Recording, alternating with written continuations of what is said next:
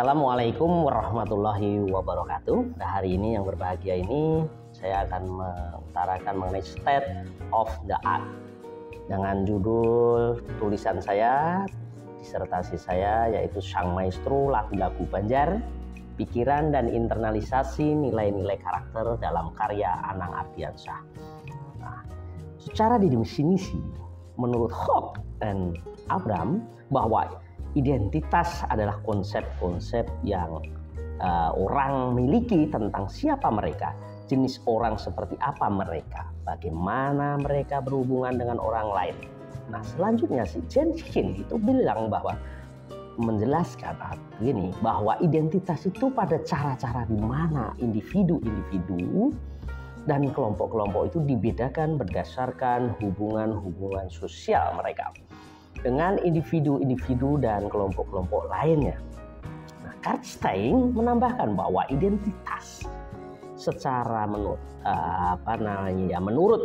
kesepakatan merujuk pada citra-citra tentang diri dan orang-orang lain yang dibentuk dan dikembangkan secara timbal balik. Nah, identitas merupakan hal yang fundamental pada setiap interaksi sosial dan selanjutnya menentukan bentuk interaksi sosial lainnya. Bahwa setiap individu itu memerlukan identitas untuk memberi sense of belong dan eksistensi sosial. Nah, menurut Jeffrey ada beberapa alasan yang dapat dikemukakan mengapa identitas perlu dan pantas mendapat perhatian besar di dalam tulisan saya ini. Yang pertama, dalam hidup sehari-hari orang tidak pernah lupa, baik secara langsung maupun tidak langsung, menanyakan Anda siapa, who are you, kepada seseorang yang baru dikenal. Gitu. Ini merupakan pertanyaan yang paling mendasar dalam setiap interaksi sosial. Dengan pertanyaan demikian, ia tidak sekedar ingin tahu tentang nama, alamat, dan pekerjaan, tetapi bertanya tentang identitas orang itu. Kalau orang yang ditanya itu gagal menjawab pertanyaan, ya, berarti ia gagal dalam menampilkan identitasnya, sekaligus gagal menghadirkan diri sebagai subjek. Nah, subjektivitas itu merupakan landasan pertama dalam setiap interaksi sosial. Yang kedua, identitas itu kan tentang sense of belonging, tentang persamaan dengan sejumlah orang dan tentang apa yang membedakan kamu dengan yang lain. Ini dikembangkan oleh Erianti. Ya. Teori identitas sosial itu menekankan bahwa perilaku individu itu mencerminkan unit masyarakat si individu yang lebih besar. Ini berarti bahwa struktur masyarakat yang rumit seperti kelompok, organisasi, budaya, dan yang paling penting adalah identifikasi individu dengan unit-unit kolektif ini memandu struktur dan proses internal. Kompetensi budaya berada pada inti ini karena keanggotaan kelompok kolektif ini mempengaruhi dan menentukan pemikiran serta perilaku individu. Nah, Solehah menambahkan bahwa keberadaan musik sebagai produk budaya tidak akan bisa dipisahkan dari bias budaya, sehingga musik bisa menjadi pertimbangan dalam penentuan mengenai identitas sosial. Musik sendiri terbagi dalam beberapa jenis. Setiap musik biasanya ada lagu yang kemudian menjadi ciri khas dari musik tersebut. Dalam sebuah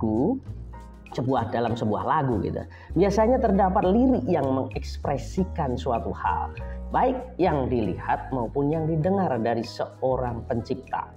Lirik yang terdapat dalam lagu itu berisi pesan yang mempunyai fungsi dalam menciptakan suasana berupa imajinasi bagi pendengar dan makna yang sangat beragam. Dengan demikian, kata yang terdapat dalam sebuah lagu ya tidak seperti bahasa sehari-hari. Seringkali sang pencipta yang mencipta lagu itu memakai kata atau bahasa kiasan, sehingga dari lagu tersebut terdapat makna dan nilai-nilai karakter.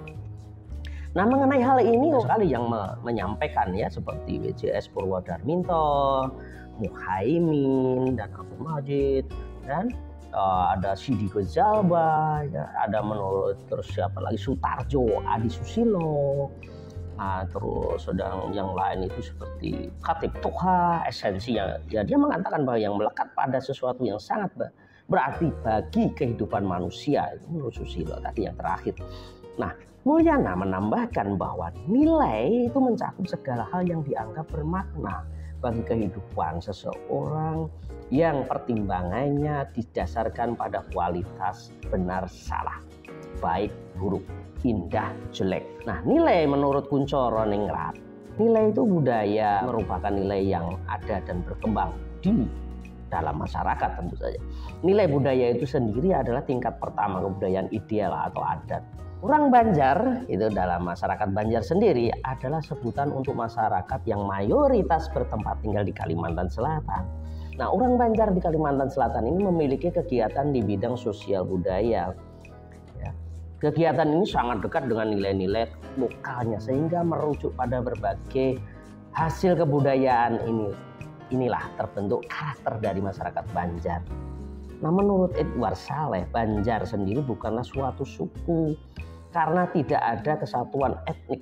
Banjar hanya grup kelompok besar yang terdiri dari kelompok Banjar Kuala, Banjar Batangbanyu, Banjar Pahuluan. Nah, kelompok pertama ini tinggal di Banjar Masin, sekitar Banjarmasin. Kelompok kedua tinggal di wilayah Tabalong, hulu sungai. Ya. Kemudian yang ketiga itu ada di kaki pegunungan Meratus tentu saja, yang memanjang dari Tanjung, wilayah Tanjung sampai Plehari. Nah, kelompok Banjar Kuala dari kesatuan etnik Ngaju, kelompok Banjar Batangbanyu berasal dari kesatuan etnik Maanyan, dan kelompok Banjar Tahuluan berasal dari kesatuan etnik Bukit. Senada dengan dalil di atas, ya, Elvani Daud sendiri mengatakan bahwa di provinsi Kalimantan Selatan itu Banjar ada menurut dia adalah penduduk asli sebagian dari wilayah yang ada di wilayah Kalimantan Selatan. Mereka itu diduga berintikan penduduk asal dari Sumatera dan sekitarnya.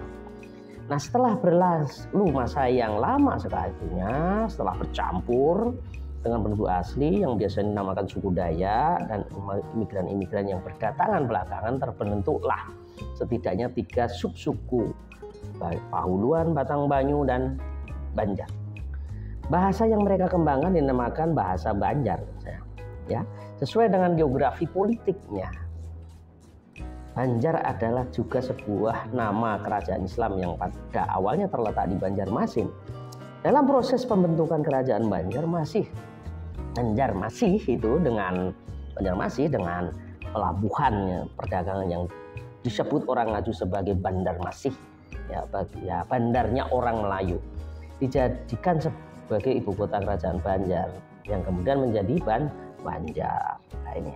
Nah, terbentuknya masyarakat dan kebudayaan dimungkinkan karena eksistensi manusia yang terletak pada kenyataan bahwa manusia secara terus-menerus membuka diri terhadap masa depannya, penemuan diri, pembentukan identitas, pengenalan diri yang tidak ada habis-habisnya.